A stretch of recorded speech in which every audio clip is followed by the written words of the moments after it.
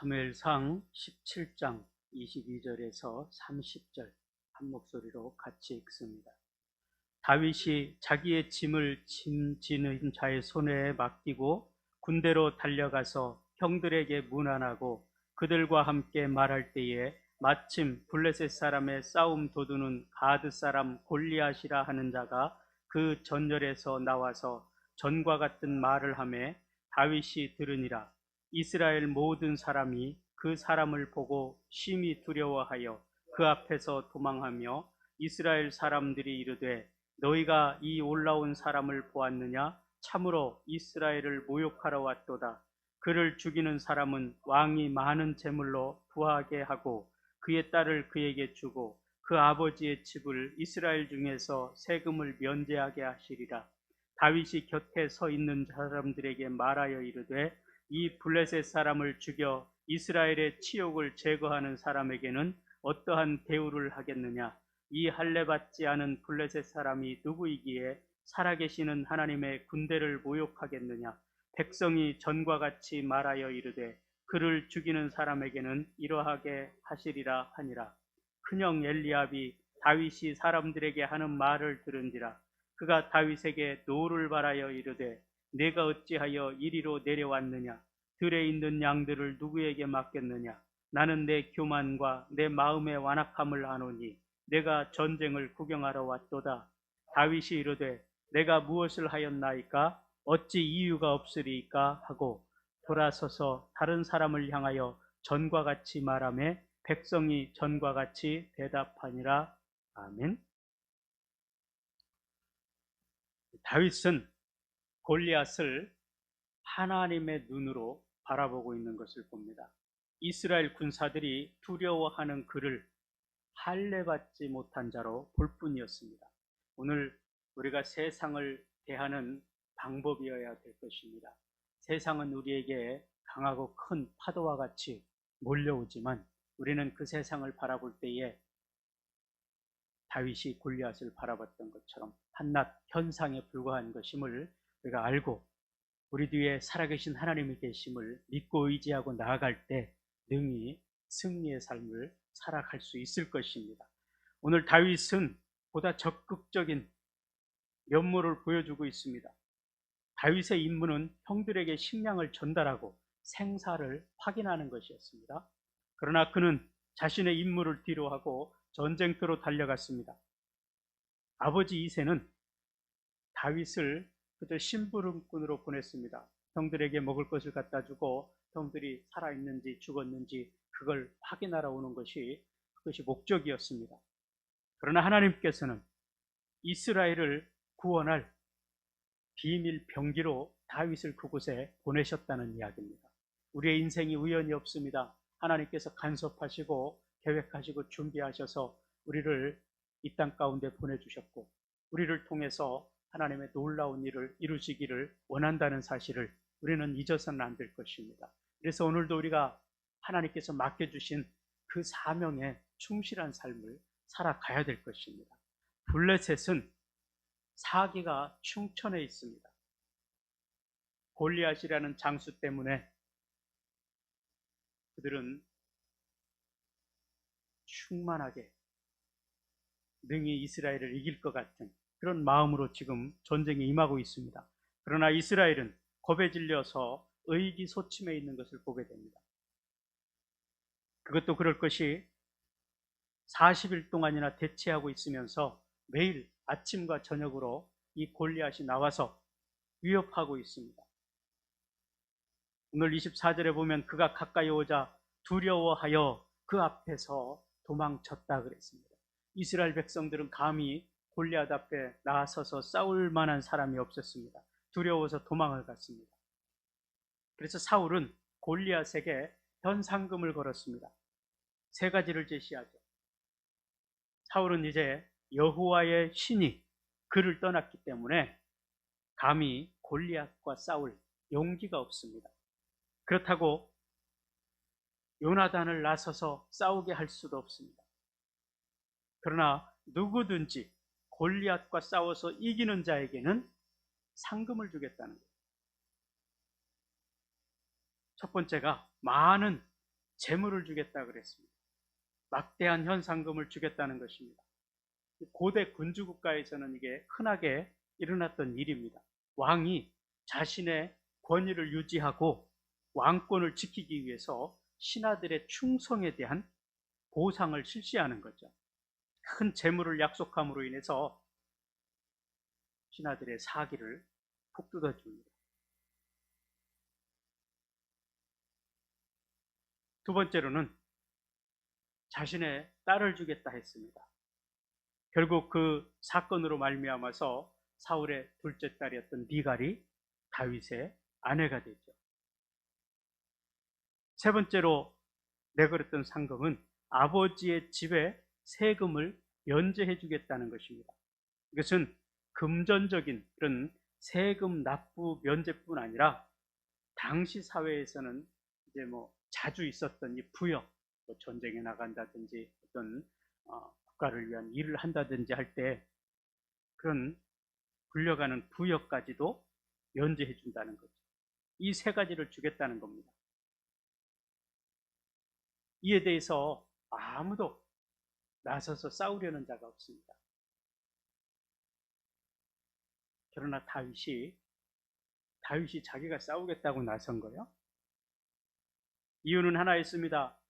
오직 골리앗이 하나님에 대한 모독과 하나님의 백성들인 이스라엘에 대한 치욕적인 언사를 응징하기 위해서입니다. 다윗은 골리앗을 단지 할례받지 못한 자, 그렇게 보고 있습니다. 두려울 것이 없죠. 우리가 다윗은 기름 부음 받을 때 여호와의 신이 감동되었다는 사실을 기억합니다. 여호와의 신이 그에게 감동되었을 때 그에게 두려울 것이 없는 것. 하나님께서 함께 하시기 때문입니다. 그러므로 그는 하나님께 대한 충성과 믿음이 충만한 그런 상태였습니다. 그러나 그의 맏형 엘리압은 화를 내면서 다윗을 책망합니다. 다윗의 그 용기를 이기적인 교만과 사악함으로 격화시키고 있는 모습을 보게 되죠. 28절의 말씀에서 나타나고 있습니다. 다윗의 거룩한 열정과 의분을 비난하면서 책망하고 있습니다. 다윗은 골리앗의 그 하나님의 백성들에 대한 도전에 대해서 분개하고 있는 것입니다. 의분을 표현하는 거죠. 다윗에게 골리앗은 이방인에 불과하고 할례받지 못한 자에 불과할 뿐이었습니다. 한편 그의 도전을 받은 백성들은 살아계신 하나님의 군대였다는 것. 그래서 그들에게 준 모욕은 살아계신 하나님께 대한 모욕이기 때문에 다윗은 그것을 참을 수가 없어요. 어쩌면 이스라엘 백성들의 그 연약한 모습이 다윗의 눈에는 더 이상하게 보였을 수도 있을 것입니다. 보여지는 골리앗, 비록 키가 3m 가까이 된다 하지만 그와 맞서 싸울 장수 하나가 없는 그 이스라엘 군대, 그것이 오히려 다윗의 눈에는 이상하게 비춰졌을 것입니다. 그래서 소년이었지만 자기가 골리앗을 상대하고자 하는 거죠. 그러나 우리가 무슨 일을 하다 보면 항상 문제가 부딪혀요. 맏형인 엘리압이 다윗을 꾸짖고 그를 낙심시키는 말을 합니다. 그는 다윗이 건방지다고 생각하고 그에게 화를 낸 거죠. 그것이 엘리압의 인성입니다. 하나님께서 그를 왕으로 선택하지 않은 이유 중에 하나일 것이죠. 엘리압은 아주 거친 말로 화를 냅니다.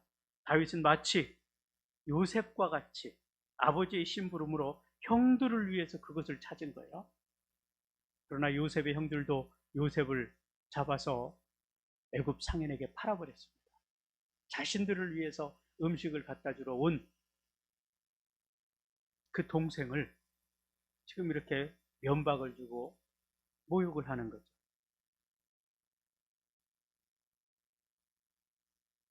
그래서 지금 엘리압은 다윗이 충실하지 못한 목동이라는 것을 또 부각하려고 합니다. 20절에서 보면은 이 다윗이 자신의 책임을 잘 맡겨놓고 왔다 그랬습니다. 근데 엘리압은 들에 있는 양들은 어떻게 하고 여기를 왔느냐? 책망을 하죠. 다윗이 이 싸움터에 온 것은 아버지의 명령에 순종하기 위한 것이었습니다. 형들에게 친절을 베풀기 위함이었습니다. 엘리압도 그것을 모르는 바가 아니었을 것입니다.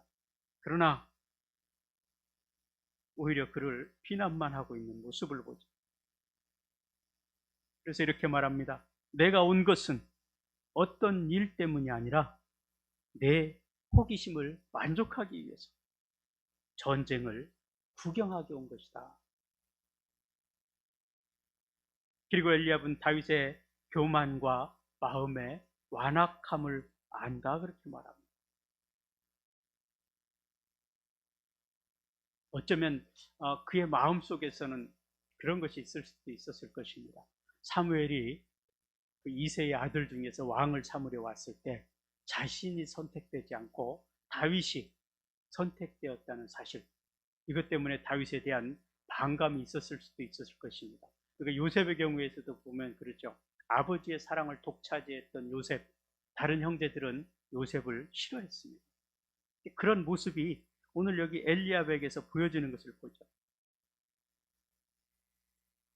그러나 다윗은 자신의 겸손함과 정직함을 하나님께 호소하면서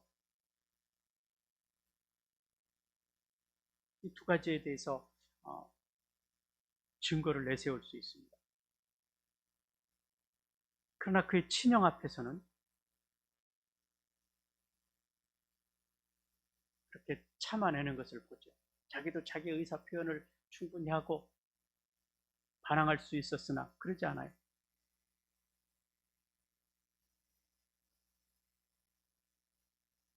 우리가 하나님의 자녀로 이 땅을 살아가는데 때로 불합리한 일을 당하고 어려운 그런 상황 가운데 처할 때가 많습니다. 그러나 다윗은 인내로 그 모든 것들을 참아내고 견뎌내는 그 믿음을 보게 되죠. 그런 엘리압의 말에 대해서 참을성, 꾸준함을 가지고 받아내는 것을 봅니다. 다윗은 분통이 터질 만한 그런 일이었지만 놀라울 만큼 침착함으로 그걸 참아내요. 29절에 보면은 다윗이 이르되 내가 무엇을 하였나이까? 어찌 이 이유가 없으리까?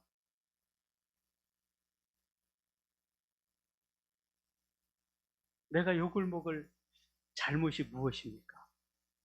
아버지가 보내서 왔는데 전쟁터에 내가 올 만한 이유가 없었습니까? 그런 이야기죠.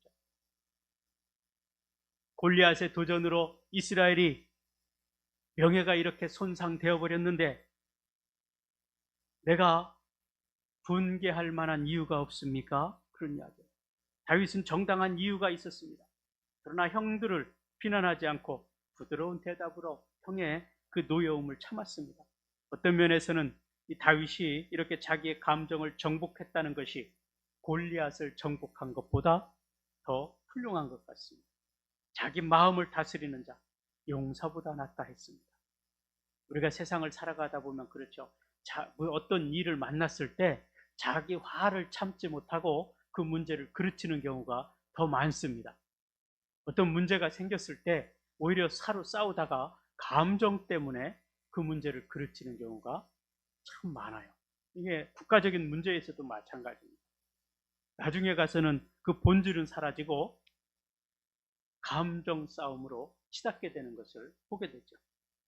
그러나 오늘 다윗은 그런 상황 가운데 있어도 침착하게 자신의 마음을 다스리는 것을 보게 됩니다. 그리고 이 상황이, 이 문제가 무엇인지를 정확하게 보는 거죠. 블레셋이 몰려온 그런 때에 다윗은 형과 다투고 있을 그런 상황이 아닌 것을 안 거죠. 오늘 우리 교회의 원수들의 위협이 크면 클수록 교회는 더 인내하고 지혜를 얻어야 될 것입니다. 다윗은 확고한 결심을 가지고 용기를 잃지 않습니다. 형의 그 정도의 이제 꾸지람을 들었으면 그냥 포기하고 멈췄을 만도 한데 다윗은 그러지 않아요. 왜? 할례 받지 못한 다곤 신을 의지하는 블레셋 사람이 하나님을 모욕하고 있는 것, 하나님의 백성들을 저주하고 있는 그 상황이 참을 수 없기 때문에 그렇습니다. 그래서 그들은 그 형들의 잘못된 생각 때문에 블레셋에 대한 블레셋 사람과 맞서 싸우려는 그 생각을 포기하지 않습니다. 오늘 우리의 마음이어야 될 것입니다. 우리의 자세여야 될 것입니다. 세상이 파도처럼 골리앗처럼 우리에게 몰려올 때 우리는 위축되고 숨으려 합니다. 포기하려 합니다. 그러나 우리는 살아계신 하나님이 나와 함께 하심을 믿고 담대히 맞서 싸울 때 하나님께서 힘을 주셔서 이긴다는 사실입니다. 오늘 우리가 다윗을 기억하면서 다윗이 기름 부음 받을 때 하나님의 신이 감동되었음을 기억해야 될 것이요. 우리에게는 매일 매 순간순간 성령이 충만한 삶을 살아야 된다는 것을 우리가 기억하고 그 믿음으로 이 땅을 살아갈 때 우리는 두려워하지 않을 것입니다. 담대히 어떤 위협이 우리에게 올지라도 또는 어떠한 두려운 상황이 내게 몰려올지라도 살아계신 하나님을 바라보고 믿음으로 나아갈 수가 있을 것이라는 사실입니다. 우리가 많은 일들을 할 때에 여러 가지 방해거리가 오게 되죠. 무슨 일을 하려면 꼭 사단도 방해를 하게 됩니다.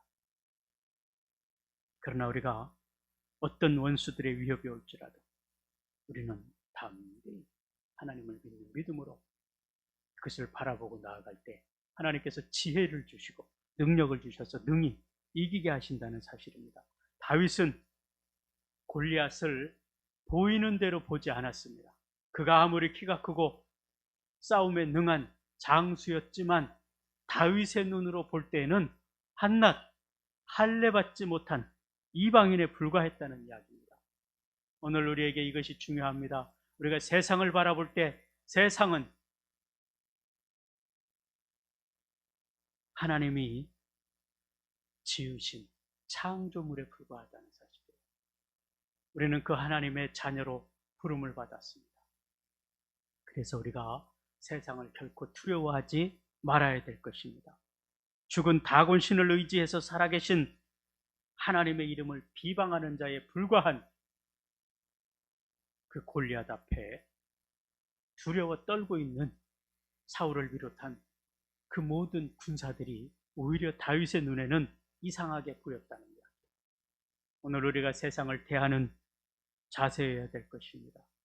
하나님이 나와 함께 하심을 믿고 의지하고 나아갈 때 세상은 두려운 존재가 아니라 능히 싸워 이겨야 될 존재라는 사실입니다.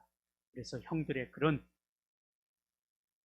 비방에도 불구하고 다윗은 용기를 잃지 않고 결국 골리앗과 싸워서 골리앗을 이기는 그 승리를 이루었음을 우리가 기억해야 될 것이고, 오늘도 우리가 그 시각으로 세상을 바라볼 수 있기를 원합니다. 세상을 볼 때 내 이 좁은 생각으로가 아니고 하나님의 눈으로 세상을 바라봄으로 인해서 우리가 능히 주의 능력을 힘입어서 승리의 삶을 살아가야 될 것입니다. 그러기 위해서는 우리가 성령 충만함이 있어야 됩니다. 다윗이 지금 하나님의 신에 감동되어서 살아가고 있는 상태입니다. 그때 세상이 두려울 것이 없습니다. 왜냐하면 하나님께서 자기와 함께 하기 때문이죠. 오늘도 그 하나님께서 우리와 함께 하시기를 원하시고 우리가 그 주님 앞에 온전한 믿음으로 나아갈 때 주님께서 우리에게 힘을 주시고 능력과 권세를 주셔서 이기게 할 것임을 믿고 오늘도 담대히 세상과 싸워 이기는 저와 여러분 될 수 있기를 주님의 이름으로 축복합니다.